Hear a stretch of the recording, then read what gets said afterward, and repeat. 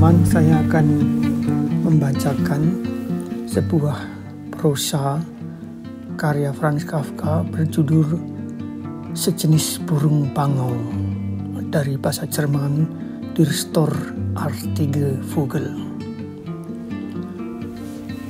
Ketika saya pulang ke rumah di malam hari, di tengah kamar saya mendapati sebuah telur yang besar sekali.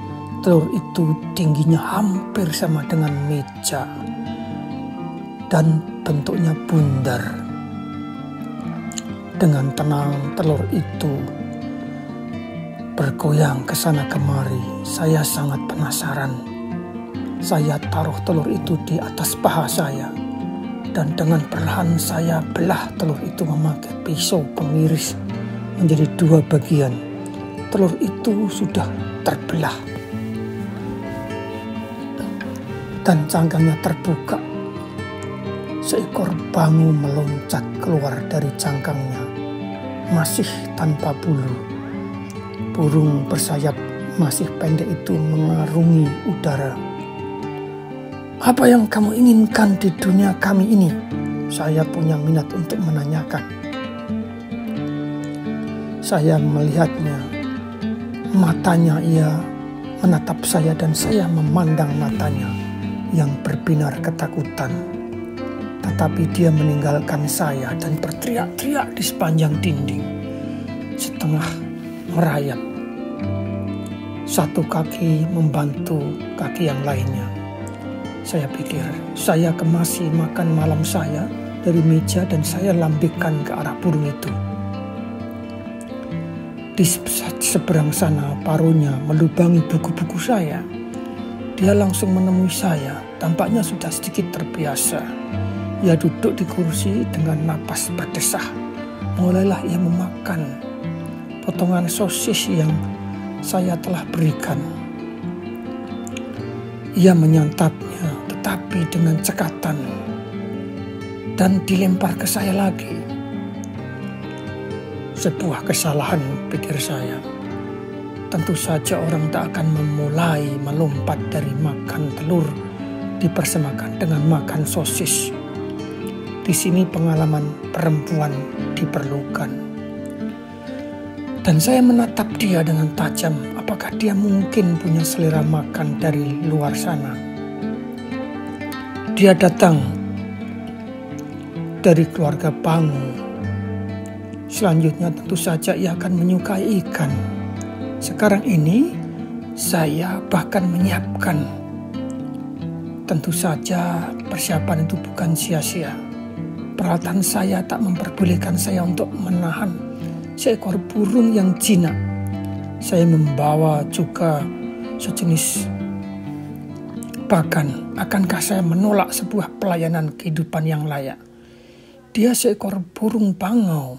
Dia menginginkan saya sampai dia tumbuh dewasa dari makanan ikan yang diambil dari negara-negara selatan. Sudah lama sekali dia meminta saya untuk berlibur di sana dan hanya mengelus sayap bangu itu. Saya segera mengambil kertas dan tinta. Paruh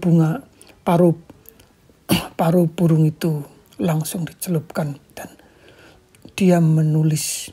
Bahkan tanpa burung itu menolak seperti ini. "Saya sejenis burung bangau berkewajiban untuk masalah ini. Bahwa kamu memberi makanan kepada saya berupa ikan, katak-katak, ikan-ikan dan cacing-cacing." 2 makanan terakhir itu saya anggap sebagai pakan yang separuh murah hingga bersayap. Saya akan memanggul kamu di punggung di negara selatan. Kemudian saya bersihkan bagian dalam paruh saya dan sekali lagi memegang burung itu di depan mata. Sebelum saya melipat dan menaruh di dompet. Kemudian kali ini saya langsung harus membeli ikan yang mahal. Toh penjual ikan itu berjanji kepada saya selalu akan menyiapkan ikan-ikan yang sudah mati. Cacing-cacing yang sangat cukup dengan harga murah. Kemungkinan transportasi ke negara-negara selatan tidak begitu mahal Dan saya suka melihat bagaimana pakan-pakan itu disantap burung. Yang membahagiakan bahwa ikan-ikan itu ditelan dan merasa perut kecilnya memerah. Dari hari ke hari burung itu semakin berkembang pesat. Tak bisa dibandingkan dengan anak-anak manusia. Bahkan bau ikan busuk yang tak nyaman itu lenyap dari kamar saya, dan itu tidaklah mudah. Dan saran-saran yang tak terduga tentang ikan itu selalu ditemukan. Juga dilarang dinginnya musim dingin yang menaikkan harga arang. Diperlukan peredaran udara yang sangat ketat. Apa yang dilakukan tiba-tiba di tahun awal? Saya menerjang ke dalam cahaya di selatan dalam udara tipis. Sayap-sayapnya tumbuh, tertimbun bulu-bulu, ototnya menguat. Sudah saatnya mulai latihan terbang. Sayangnya di situ tak ada ibu atau induknya bangu itu. Seandainya ada, pasti tak diizinkan terbang. Latihan-latihan saya tidaklah cukup. Tetapi rupanya dia melihatnya bahwa dia harus menyeimbangkan sejumlah ajaran saya dengan sangat keras melalui perhatian yang menjengkelkan. Kami mulai dengan pelajaran terbang di bangku. Saya naik bangku dan ia mengikuti. Saya melompat sembari mengepakkan lengan. Dia mengepakkan sayapnya di belakang. Setelah itu kami melompat ke meja dan terakhir ke lemari.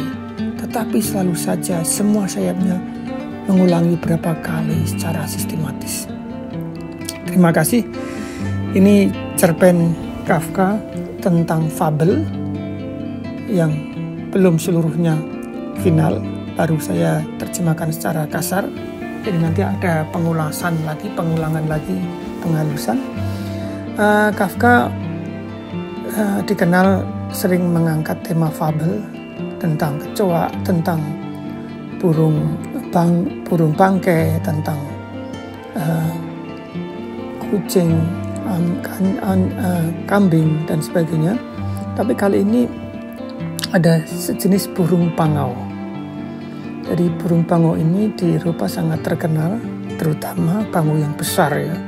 Yang besar karena setiap anak kecil yang lahir biasanya di depannya ditaruh simbol burung itu. Konon dalam legendanya burung itulah yang membawa bayinya. Jadi banyak kita lihat di Eropa, di Swiss terutama yang saya lihat, anak-anak yang baru lahir itu di depannya ditaruh semacam kayu itu, terus di atasnya, persis di atasnya itu ada semacam burung bango, tapi dari papan digantung, dicat rapi gitu, persis burung. Nah, ini menganggap bahwa legendanya seperti itu. Jadi mungkin Kafka terpengaruh oleh itu, tapi dia tidak menyebutkan burung bango yang spesifik, dia hanya sejenis burung bango. Itu dulu, terima kasih.